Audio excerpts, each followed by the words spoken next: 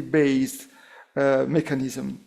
So we are entering a new phase, a phase of possible scarcity and tightening of the market. That is why there are debates or rumors of possible changes from a quantity-based to a price-based mechanism. I would like to say that these meetings, these debates, are meant to exchange views from different jurisdictions, across different jurisdictions, because there is much to learn from each other. And in this spirit today, we have some friends, I would say, and colleagues who are really expert in this specific topic. And so I welcome on board today Florent Lestrade, Dallas Bourtrou, Jean-Yves Benoit, and Hege Fellheim, if my pronunciation is correct. So I will not chair this session because I want Marie Rode from my team to take the lead. She's very much into this topic, and we're planning to work together on this even more in the future. So on this note, I stop and I give the floor to Marie. Thank you, Simone, for this introduction. So today's debate is organized as such, and now I'd like to give you a bit of context for our topic and set the stage for today's debate, although Simone already did a brilliant, he already hinted at what I'm gonna be introducing. So today's topic is balancing carbon markets. Why is it essential?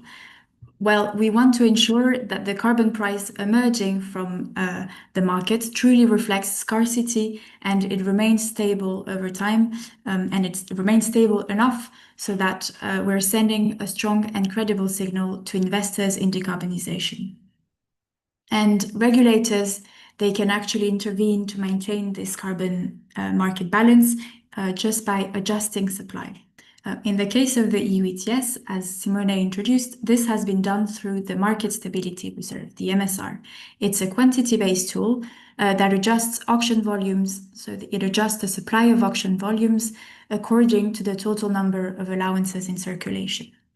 And this mechanism has been successful in absorbing the historical surplus that was once the reason why prices were depressed, and it was also successful in restoring confidence in the market, but it also has some limitations, and I will just mention two, but one of them is that as the EU ETS cap is declining, we're now entering a phase of a period of scarcity, and so this means that each MSR intervention will have a larger impact. And another limit is that the MSR relies on this annual data, the total number of allowance. This is annual, and so it means that the system reacts with a time lag. And this type of discussion is particularly timely as the European Commission is currently reviewing the functioning of the MSR. It's opening the door to potential reforms of market stability mechanisms in the coming years in the case of the EU. And this brings us to today's debate. How can we introduce price-based supply adjustments to make carbon markets more responsive and resilient? So a price-based mechanism would still respect market fundamentals in the sense that the price would continue to be set by supply and demand, and the supply would adjust automatically when prices they would move outside these predefined ranges. So it would use the price signal itself as an indicator of market tightness. And other systems like California, Quebec, or GGI, which we will be talking about during the debate, they already use these type of mechanisms. The way it works is that the price we use price as a forward-looking indicator. It's something that's updated continuously, and it reflects expectations of future scarcity. And using this indicator allows for more timely adjustments. It can enhance predictability for investors who base their long-term decisions on expected carbon price trajectories. But this is in theory, then in practice, translating this concept into an operational EU ETS design involves a series of choices and trade-offs. So first, in terms of price triggers, we can ask ourselves, how many should there be? Just a floor, a ceiling, multiple tiers? In terms of the trajectory, so how should the price evolve over time? How do we define this trajectory based on what information? And then also in terms of price, which price should we be using? Is it auction clearing price? Yeah. So these are some questions. Also in terms of intervention rules, we can ask ourselves, so how frequent should we be making these adjustments? Small adjustments, they can help keep the market aligned with fundamentals, but they also risk adding noise and uncertainty. And then on the other side, less frequent interventions, they provide stability, but they may leave the system stuck when conditions are changing too rapidly. So each of these parameters, and these are just a few of the questions that could be asked about these price-based mechanisms, and each of these parameters will shape how a price-based instrument could operate in practice. So the question for us today is not whether to move toward a price-based trigger, but more how to calibrate and how to do so. So this was my short setting the stage for you for the debate. And I'm very I'm very delighted to hand over to our panel speakers that will explore the question on, so how can we introduce price-based supply adjustments? How has it been done in other systems? So I will stop sharing my slides to welcome our panel speakers. Let me see. Yes, so our first speaker, so our panel is composed of 4 speakers. We're very happy. Thank you for joining us today. We have Florent Lestrade, Dallas Bertro, Jean-Yves Benoit, and Heike Fehlheim. Our first speaker is Florent, who's a climate policy and carbon markets expert at EDF R&D, the Research and Development Division of Électricité de France. The floor is yours. Each panelist will have an initial 8-minute statement, and then we will open to discussion. Okay, can you all hear me? Yes, theoretically you should see the slide and put them in full screen. I think it's okay. I hope it's okay.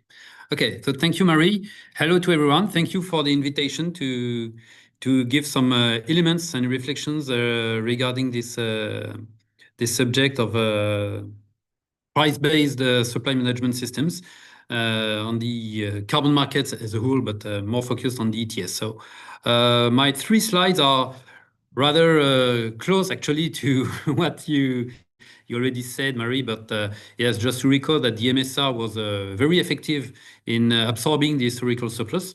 Okay, the TINAC, which is the current indicator, is based on the banking on an assessment of the oversupply, which is present in the system. Okay, and so to absorb this surplus, it was very efficient, and it managed to restore the confidence, as you said, and to re-increase the price when the time when the ETS price was very, very low, below 10 euros.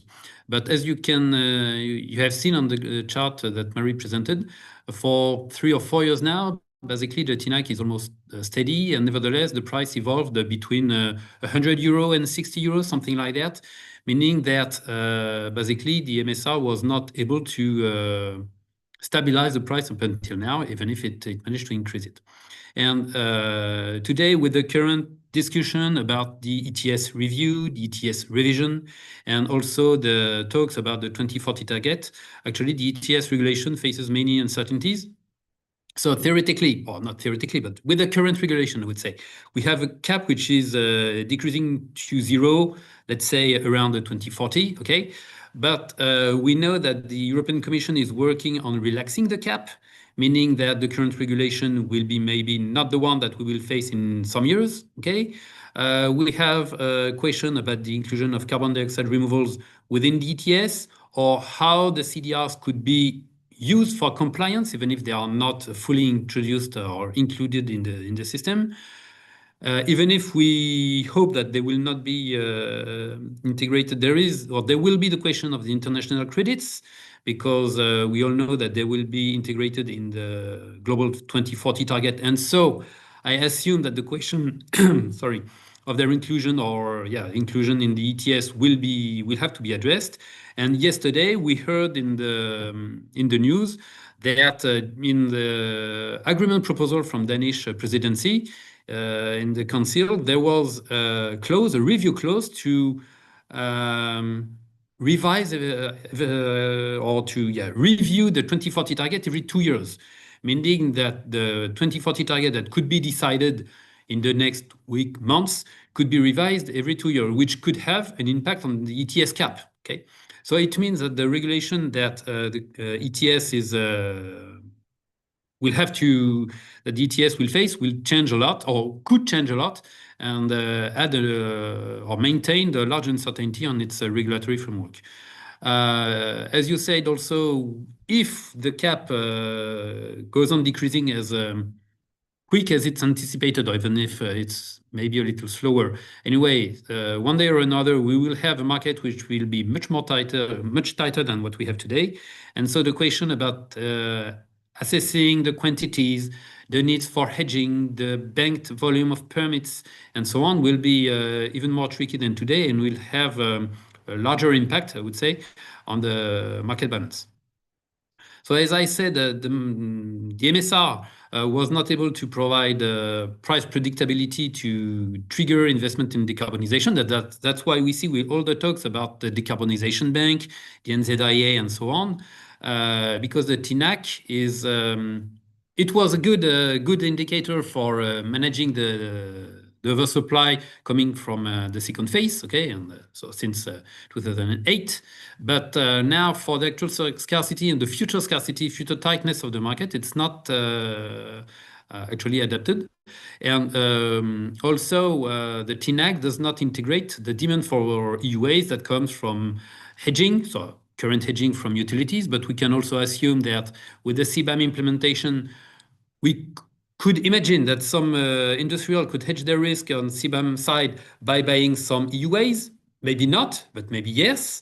There will be other market operation like hedge funds and so on, which cannot be captured by the current TNAC. And so really the TNAC does not look appropriate, I would say, to define an indicator that could take into account the anticipation of the different actors. And so from our view, the MSR should be redesigned to become more adaptive and more reactive, responsive, and progressively also to become even more adapted to the evolution of the market in the future. So actually, as you said, Marie, the price is continuously available. You have a price every day, every second. So the question is which kind of price, which price do we need to consider? Auctioning price, spot price, and so on. But the main characteristic of the price is that it takes into account and the compliance constraint and also the anticipation of the future needs. And so it's a forward-looking indicator, whereas the TNAC is not. It's more a backward indicator. But what's also important to say in the scheme you presented, Marie, is that in this case, this ETS price will still be built on the balance between supply and offer, okay? And it's only the supply of permits that would be adapted, I would say, according to these different triggers, and the price of the EUA would remain based on the supply and offer balance. By the way, regarding these price mechanisms in the ETS2, it has already been implemented. I will not say implemented since the ETS2 has not started yet, but decided with the safety valve, so the 45 safety valve. And so actually, it looks to be something that the regulator is considering. On the academic side, so there's a broad consensus that price-based mechanism could be more practicable and efficient to manage the ETS evolution. And something that has to be taken into account also is that, a little bit like the current MSR, but anyway, such a mechanism must be symmetrical. Okay, you need high and low price triggers. So the high price triggers are crucial for competitiveness and ensure that the cost of compliance will not become too high and unacceptable for the compliant industry. And also low price triggers are required to incentivize low carbon investment and ensure that they have a certain profitability for the investors. Okay, and I will not get into again to the detail and the different parameters that you presented, Marie. But one thing I think that is very important is you have the level and the trajectory of the triggers. Okay. You also have the kind of indicator you want to use. Do we need a rolling average like in the ETS2? Because basically on the ETS2, it's a rolling average that was decided. Do we need periodically defined average? Let's say quarterly average. So every quarter you have the average which is calculated, and you have an adjustment or not. You talked about the frequency of adjustment. One thing also that has maybe to be considered, and the colleagues from Canada and the US can answer that, it's also how do we anticipate the evolution of such parameters, because we can also define these parameters at the beginning, but we can assume that they will have to be maybe adapted, or they will have to be adjusted when the system evolves. Okay, and so that's why I think the present webinar is very interesting to see what lessons could be learned from RGGI and California Quebec colleagues, and how they proceed to define their rules regarding these systems. And for the ETS as such, I think it's interesting to start investigating and prepare such a possible evolution, which requires an impact assessment. Anyway, to assess the impacts and the different trade-offs of the different options that can appear. And in the end, I just put for you, for the ones who are interested, some references, academic references. Thank you. Thank you, Florent, for your insights on this, your perspective on the EU case. We can now cross the ocean and move on with Dallas, who is a senior fellow at RFF, Resources for the Future. He has extensive experience providing technical support in the design of carbon markets in both the US and the EU. But Dallas, based on your experience specifically with the North American carbon markets, what can you tell us about these price-based mechanisms? Well, thank you, Marie, and thank you, Simone, for hosting us here in Florent. That was an excellent presentation. I'm pleased to follow. I'm going to share my screen, which I think you can see now, I hope. Has it come up? Yes, perfect. Okay, good. Okay, so Florent got into the practical aspects of what was necessary for market performance, but I want to take it to a higher level just for a second to remind what everybody else knows. But let's remember why we're having this conversation about the waterbed effect, that regulations cause prices to fall and emissions to go up somewhere else unless there is some kind of adjustment to allowance supply. But also there's technological change and changes in economic activity. And like every other commodity market, the carbon market can accommodate secular changes by adjusting supply. I mean, I like to remind ourselves that we use markets to emulate the efficiency of commodity markets. Yet in every commodity market, supply adjusts dynamically along to demand in response to prices. And so that's what we're trying to think about, how to incorporate that into the performance of the allowance market. The conceptual difference we've talked about between the EU and the North American markets. The effect of a quantity-based adjustment like the MSR is delayed after an auction event. I think that's its key characteristic, whereas a price-based trigger it can be implemented instantaneously, as in RGGI, although not fully instantaneously in the WCI and the Western Climate Initiative. I'll talk about that in a minute. And both approaches can be rule-based or administratively implemented, and Florent began to get into that also. So this picture shows what is going on in the Regional Greenhouse Gas Initiative, which is a group of 10 Mid-Atlantic and Northeastern states that have had carbon pricing in the electricity sector since 2009. And they have currently an anticipated cap, and they have then below that emissions containment price point and a price floor. no prices sell at a price below the price floor, and then a quantity of allowances have a higher reserve price, and they will only sell at a price at or above the emissions containment reserve. And then if price was to rise above the cost containment reserve price point, some additional allowances enter the market. So you get this type of a dynamic, automatic, rule-based dynamic adjustment.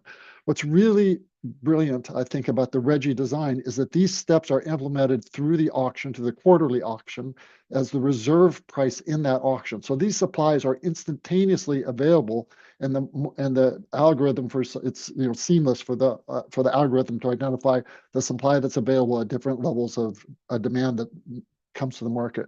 In the Western Climate Initiative, there is no emissions containment reserve, although Washington had it in its legislation. It was never implemented, primarily because Washington was trying to align for potential linkage with Quebec and California. Maybe Jean-Yves can tell us more about that. But the Western Climate Initiative that has two price containment tiers where additional allowances into the market, and then it, unlike RGGI, it has a price ceiling in which an additional unconstrained number of price ceiling units could potentially enter the market. But this portion has never been implemented in the WCI.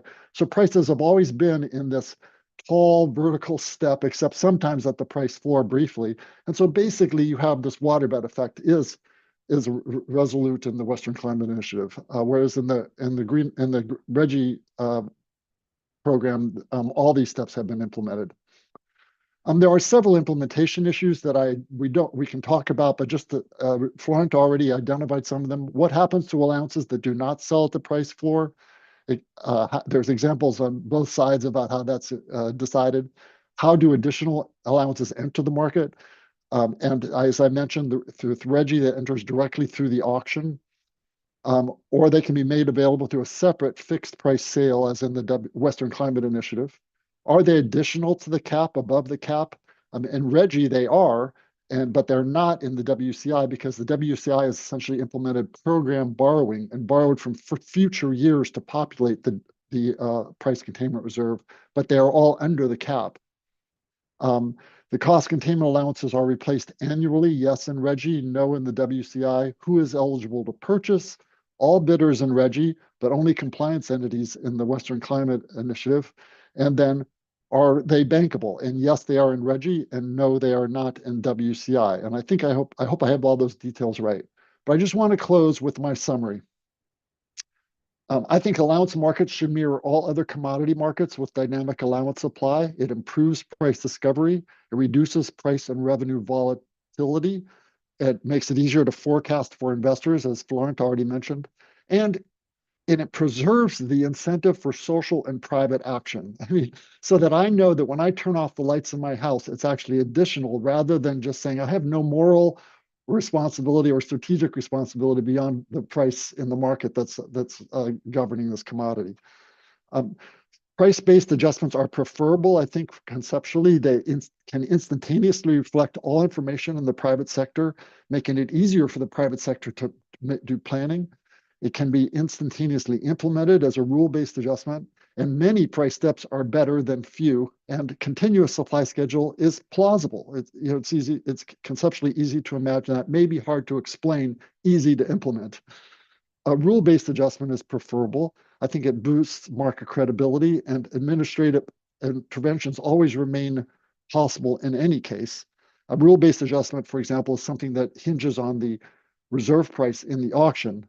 However, to date, the quantity-based adjustment has worked better. The MSR has worked very well.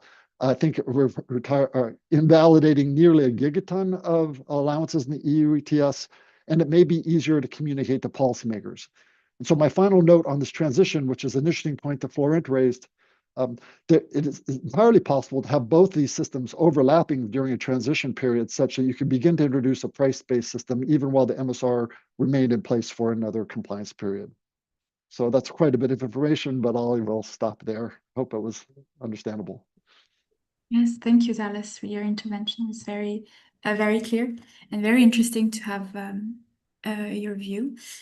Staying still on that side of the planet, We're moving on with Jean-Yves Benoit. Jean-Yves is Director General of Carbon Regulation and Emissions Data at the Quebec Ministry of the Environment and the Fight Against Climate Change. What are key lessons from the California-Quebec case? Thank you, Marie. Thank you, Simone, for having me to participate to this debate. I will share my screen. Do you see it? Yes. Yes. So balancing supply and demand in an emission trading scheme. Why do that? For us is to assure short, medium, long-term predictability on prices and also stability of the prices in order to drive investment. The goal is to get the private sector to invest, reduce their greenhouse gas emission. They will make that investment only if they have assurance that the price of allowances will be stable over time and that they will get a payback for their investment. So unlike the EU, we took a different route. Instead of trying to balance the supply, we've put our supply-demand balance on prices. Two things that we set in our regulation, auction reserve price, which act as a minimum price in the market.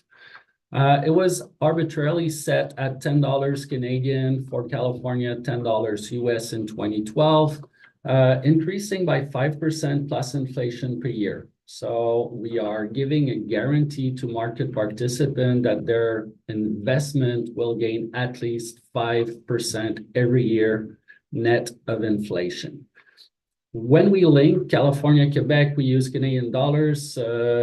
California uses US dollars. We are running joint auctions, so we decided that the minimum auction price was the maximum of the two. How does it work? If the market is oversupply enough that the market price falls below that minimum auction price, we will not sell the allowances. We take them out, we put it aside, we are removing them temporarily out of the market until market price reaches back the minimum auction price. If those allowances are out for a long period of time, in California, they will permanently remove it from the market. The other mechanism that we have in place acts as a ceiling price in our market. What we did when we created the caps initially, we took an average of 4% of those compliance instruments out. Think about an MSR that was populated with those allowances. And then we created 3 tiers, and we've set the prices for the first tier at $40 in 2013, $45 for the second tier, $50 for the third. And those prices are increasing by 5% plus inflation per year. In 2025, it's basically $75, $97, $118. So if market price reaches that first ceiling price of $75 this year, we're going to sell 1/3 of the allowances that were set aside. We can do that 4 times a year. There's a caveat. This is kind of an insurance policy for covered entities, regulated entities of the cap and trade program. Only covered entities can buy those allowances, and they can only buy what they need for compliance. We don't want someone to come buy those allowances if the market is scared, to start gambling with it, buying everything, keeping it a little bit, and selling it back to make profits. Doesn't work. Well, on that slide, what you're seeing, it's basically the expected market price that we have in our market. At the bottom, minimum auction price, and then the 3 tiers that acts like a ceiling price. At the beginning of the program, even before the program started, there were some derivative over our compliance instrument. That market was pretty unstable, a lot of volatility.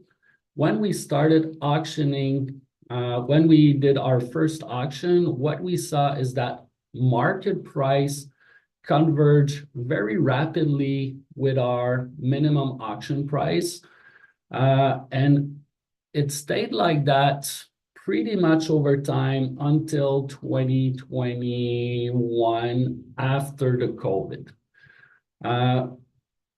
Up till now, we are in, I would say, an oversupply market.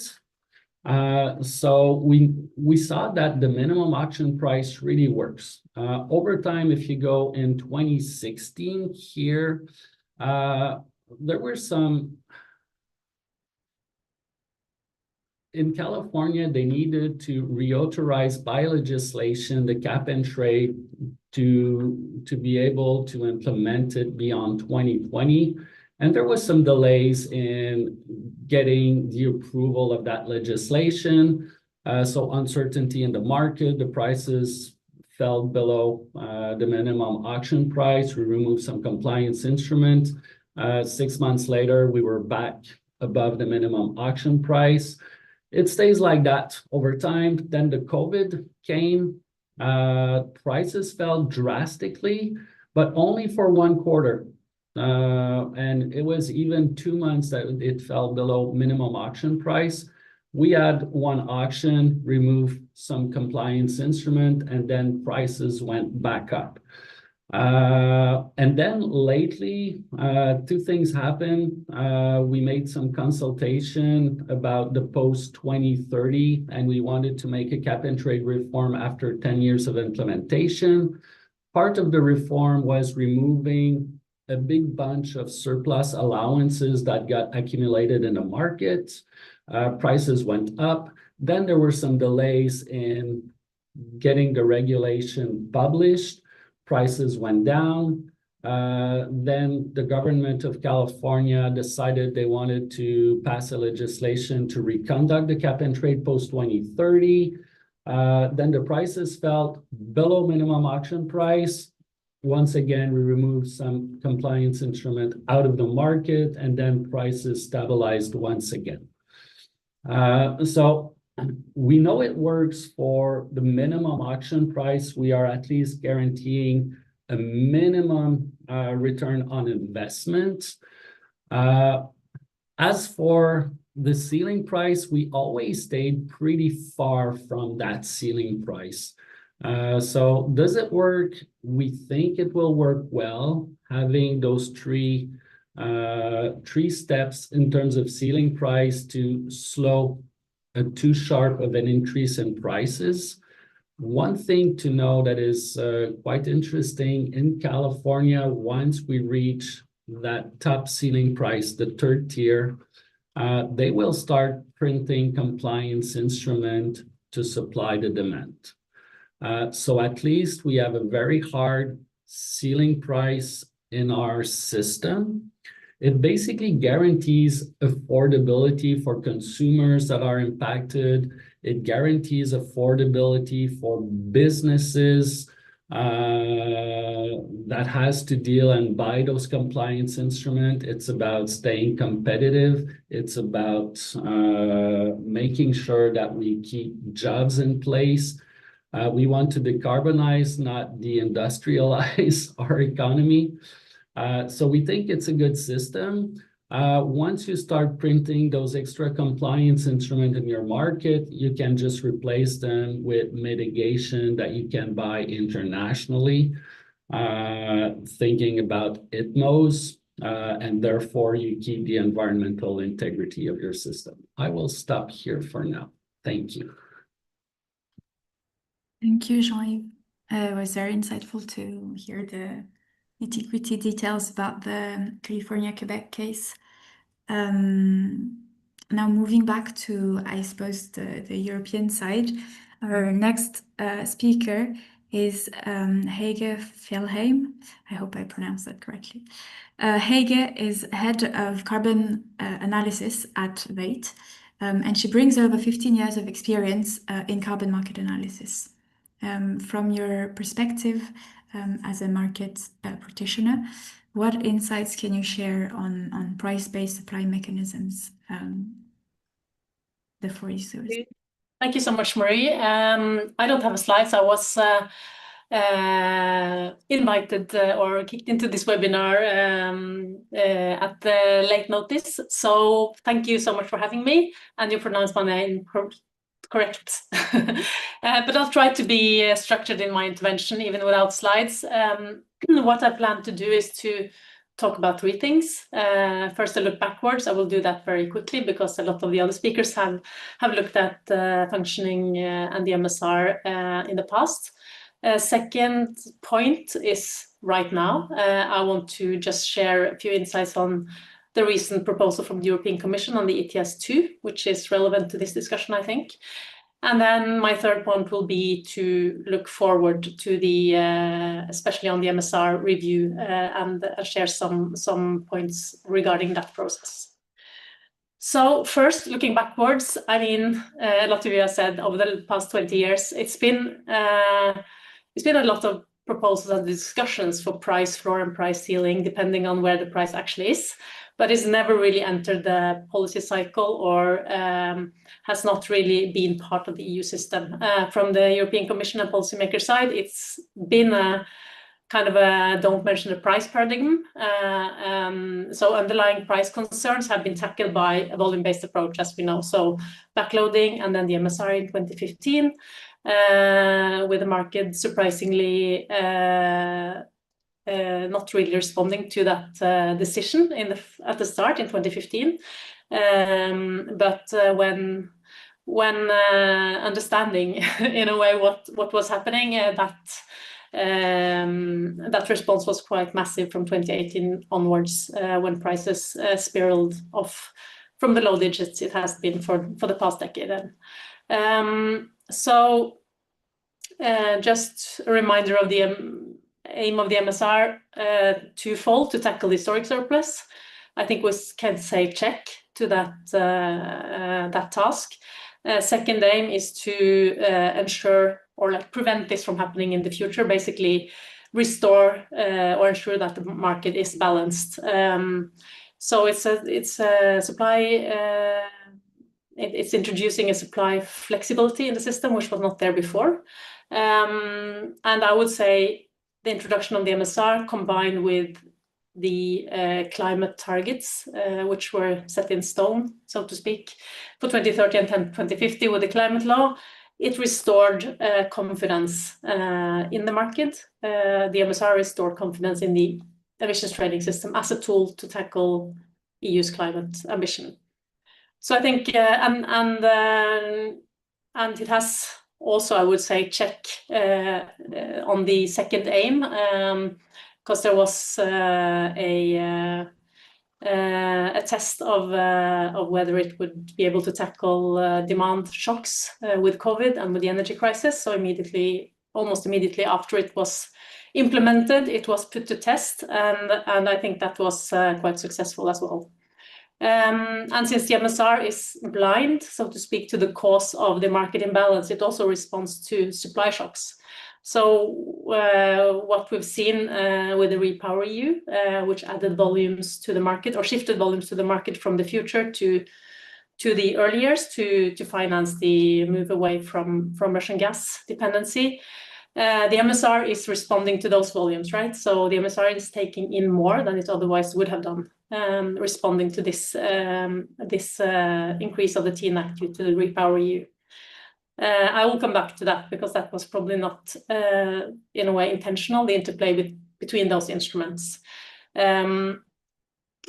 are estimating that some 200 million tons additional allowances are taken into the MSR and consequently invalidated due to the REPowerEU program. So that was for the past. Let's talk about now the ETS2 proposal, which came from Commissioner Høgstra last week Enemies Council. We're still waiting for the concrete or like actual proposal from the Commission coming within a week or two, apparently. But that was, of course, put forward to alleviate concerns on the ETS2 price trajectories and on the cost that it would put on households and the transport sector in Europe, and also helping to kind of ease the process in agreeing a 2040 target. Remains to be seen whether this is successful. There's the COREPER meeting tomorrow, prepping for the environment ministers on the 4th of November to agree a 2040 target just before COP. So that's fingers crossed that they will actually manage. But the ETS2 proposal can be quite an important piece in the puzzle to get member states over that line. But what was proposed by Høgstra was really a reconfiguration of the market stability reserve of the ETS2, so that it can release more allowances when prices reach above 45 euros. So this is in a way the first time that you introduce a price trigger in Europe, in the Europe ETSs, and also he wanted to keep unused allowances in the MSR beyond 2030, rather than invalidating them, which was the case of the current legislation.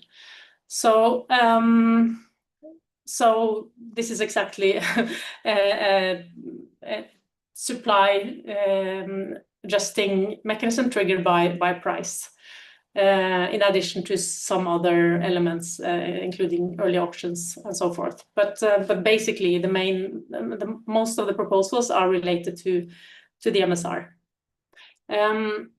So just to share a bit on our modeling on what this means.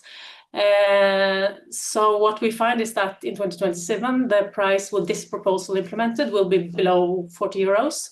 That's more than half of our price projection of the current setup in 2027. So it's working as intended. And prices in 2040 would be 150 euros, which is much lower than our current estimate. We estimate prices to reach as much as 200 euros or a bit above that actually by 2033 already. So,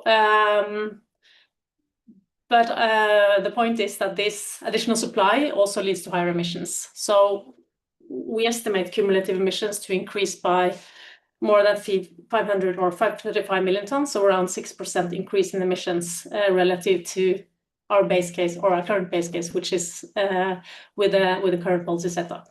So with this price triggered or with more volumes released and also not invalidated from the MSR in 2030, you will have an increase in emissions from the covered sectors. Moving on to my third point, which is about the future. Yes, so of course there will be there's a review of the ETS and of also the MSR in light of the 2030 target when that becomes inscribed in the climate law, and that's due in summer 2026, as we all know.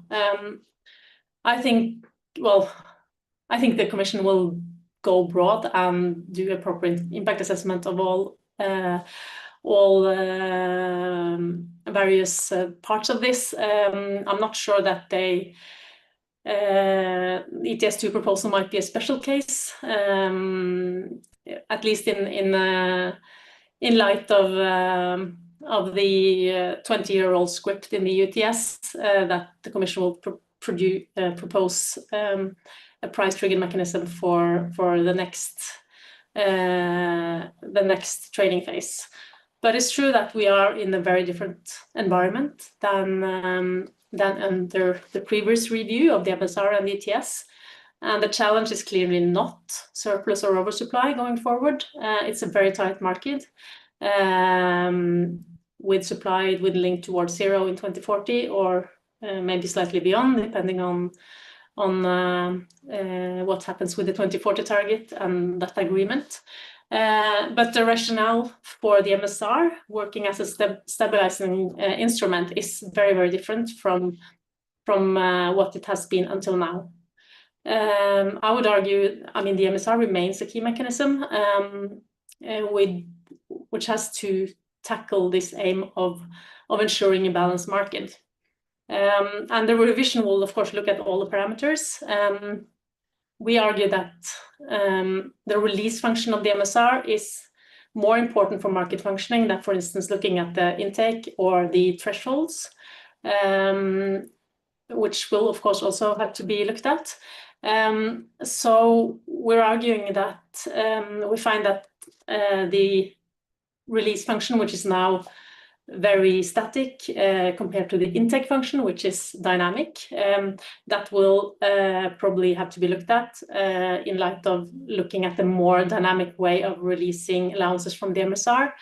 Recall that the value of an allowance in the MSR 10 years from now is much higher than today. And also the cap is much lower. So the size of 100 million ton, which is the release from the MSR, compared to the cap is just a lot more than it is today. It's also, I think, worth having a look at the result of the interplay between the MSR and the REPowerEU program. So as I mentioned before, there is an interplay between these two policy instruments, which means that the MSR responds to the additional volume and has taken in some above 200 million ton, or will be taking in and invalidating more than 200 million ton more than it otherwise would have done if the REPowerEU was not in place. So it might be worth also having a look at these volumes and this kind of unintended effect of the interplay between these two instruments with a view to how the MSR, with a view to the invalidation clause of the MSR. And on that note, I wanted to make a bit of a, I wanted to mention to you all that we are releasing a white paper on exactly these topics tomorrow. We'll publish it to clients today, and it will be released on our website and in an event together with ERCST in Brussels tomorrow morning. So that you're all welcome to join that, and it's a hybrid event, so please just sign on to that. Yeah, I guess I used my minutes, but I just finally, just a few key takeaways from my side. One is on predictability, which really is key for this market to function. This is what we've seen with the MSR. And yeah, as Florent mentioned, biannual review of the target and the cap might not be the best solution when it comes to ensuring predictability for market participants and for a functioning market. Second, supply triggers based on price will impact emission trajectories. At least that's what we see with the ETS2 modeling that we do, and this should be kept in mind when discussing this for ETS1, because in the end, these are instruments towards an aim to reach specific climate emission reductions and targets. And the MSR is crucial in this regard, and I think that will be very important in the discussion going forward. Yeah. Thank you, Hege. Finally, I think keep it simple. That's another quite important thing actually, because these are policymakers that will have to agree on all of this. It's already extremely complex, and I think it needs to also be understandable, the policy design that is put forward. Thanks. We note your invitation. I'll be looking forward to that, to tomorrow. As we are running a bit short of time, and this is still a debate, I wanted to give the opportunity to our panelists to speak to each other if they wanted to react to one another.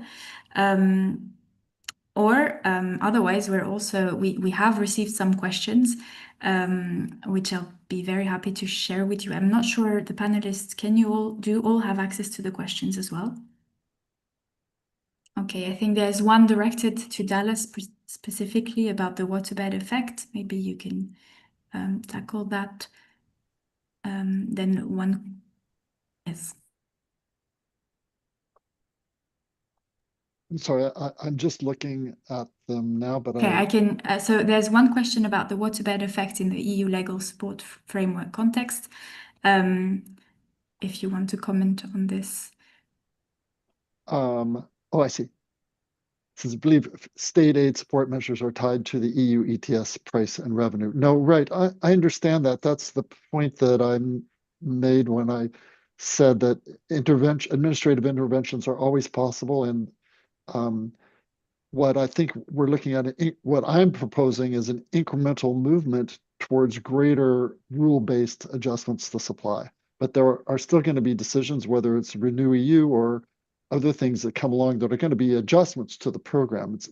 I'm not suggesting anything that precludes adjustments to the program.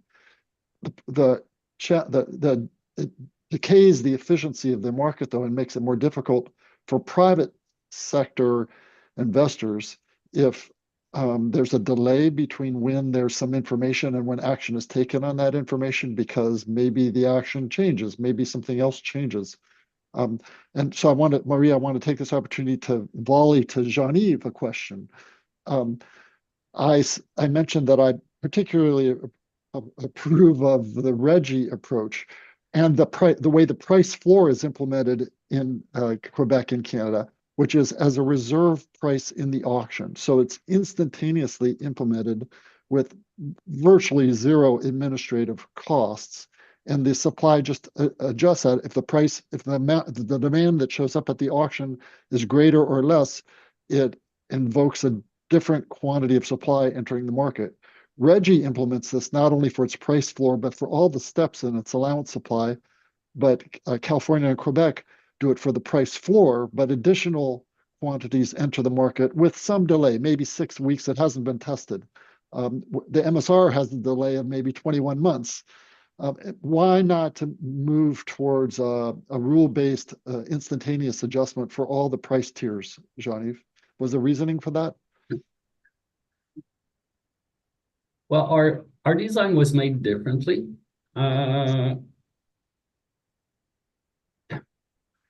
Are we against? I would say no. It is something definitely to explore. When you start implementing a cap and trade program, there's also responsibility to make sure that your covered entity market participant understand how it works. So if we are to change part of our design, the auction design, we would need to do some education for our covered entities. Is it something where we could eventually move towards? Nothing prevents it at the moment. It's just a new design feature to be considered. But as I mentioned, we always stayed really far from those ceiling prices. So is it really a need to embed it in the auction mechanism? We'll see in the upcoming years. Yeah, to that point, I would prefer to see more price steps so that there was more incremental adjustment in supply. And I think Florent pointed in that direction also. Yeah. The thing is, once you put that into a regular auction, anyone can start buying those compliance instruments, and anyone can start using it for short-term investment or short-term profit purposes. One of the key features of our design is to prevent such a thing, to make sure that our ceiling prices really acts as an insurance policy for covered entities, for businesses who has the surrender compliance instrument to us. So there's a huge trade-off, and unlike the EU ETS, we have a pretty small market.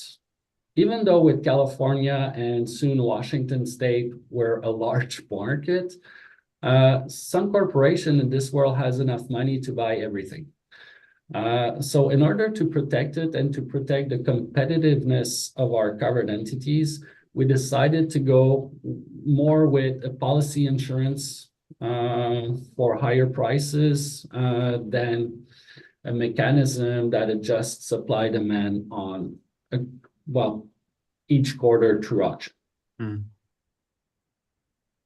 If I may jump in, that's wrong. What I find interesting and what you explained regarding California, Quebec, it's the mix of soft and hard price corridors, price caps actually, because you have two different safety valves and then a price cap. Okay, so that's a different way because it's a hard price cap for this design. So it's different from a price-based version of the MSR. But that's interesting to see that you can mix both types of rules. And just to answer the question regarding the risks, so the fiscal for the EU, so the risk to assimilate, I would say, the MSR or the ETS to a fiscal instrument. I would say I don't have a definitive answer anyway, but one different thought is I think it depends on the price range where the price will be the neutral band actually of price where the price-based MSR or supposed price-based MSR could work. If you have the bottom trigger at I don't know 60 euro and a top trigger at 65. It's true that it's difficult to have a price that could evolve freely, but you have something like 50 and 100, basically. It's not the same.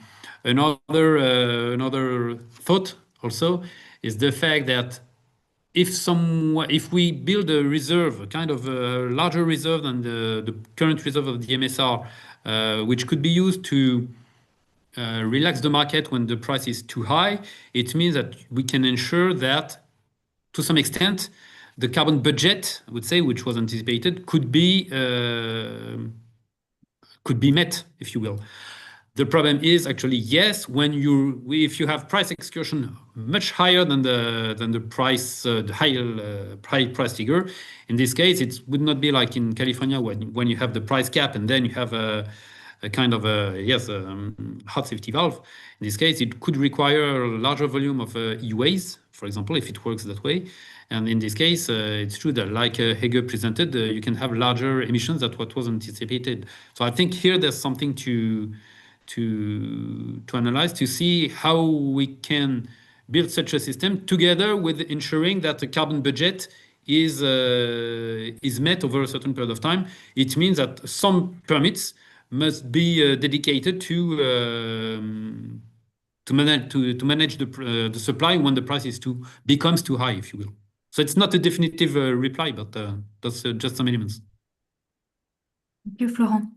The panel is coming to an end, I think, but I would like to give the opportunity to ask a question to Hege, and then maybe let Simone conclude. So it's a very short comment that we were just discussing here about the fact that the California Quebec system, if we were to reproduce it in the EU case, it would be more complicated in the sense that in auctioning, a lot of the participants are actually financial actors. What do you have? Do you have comments about this or? Yeah, I think we've been through that discussion in the UTS on the role of financial actors. And I think the answer to that is kind of final, that you will allow all kind of participants to be part of the system. You have the ESMA doing a review to check if the market is functioning properly.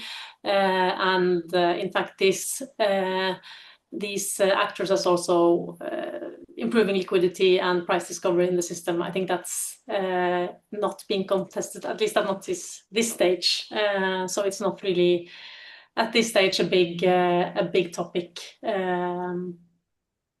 Yes, Dallas, you can jump in. Well, just briefly, I agree with Hege. That's what the evidence is, and that's what the theory supports. But I'm also sympathetic to the optics, the perception that there could be market manipulation. And so California, Johnny, please fill in the detail if I'm wrong. But California at least has holding limits and also has and RGGI as well as California have purchase limits and an auction such that the quantity that any one entity or one entity acting on behalf of a identified financial interest, they can only buy a limited quantity or hold a limited quantity in the holding account. So there are measures to preclude against commodity manipulation. Thank you, Dallas.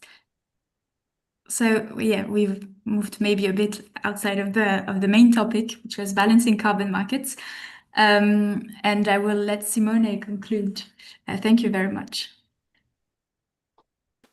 Thank you, Marie. Thank you to all our speakers. A lot of food for thought, really packed in an hour or so. I will just like to conclude with 3 brief reflections. First, I think there is unanimous agreement on the past performance of the MSR. And I particularly like the way Dallas put it when he said the rule-based adjustment are preferable, but the quantity-based work better. In a way, we have an experience that is very valuable and positive. We all agree on that. But we are now here to look into the future, and the future looks pretty different from what the past looked like, in my view. And there is a second element I would like to stress, taken from what Hege claimed at some point when you said that the effect in the past was helped by the fact that climate targets were set in stone, which gave credibility. I fully agree with you, and I think it's important that those stones remain there, that we keep giving credibility to our future targets, because this is a key element that we should always keep in mind when we look at how MSR could help for the future. I will not get into the technical aspects or repeat things because of time constraints. My third and last consideration is that we can learn a lot from each other, and that Europe can learn a lot, not only from the other jurisdictions, but also basically from itself, because there are already elements in ETS2 that could somehow influence the reform of ETS1. So it's a continuous interaction, a learning mechanism from each other and from ourselves as well. So I learned a lot, and this is in brief what I wanted to say. So on this note, I thank you all, our keynotes. Thank you, Marie, for an excellent leading of this event. And I'd like to thank all our audience today. And we will be back certainly soon on this and related topics in the near future. Have a nice day. Bye. Okay, goodbye to all. Merci, bye. Thanks.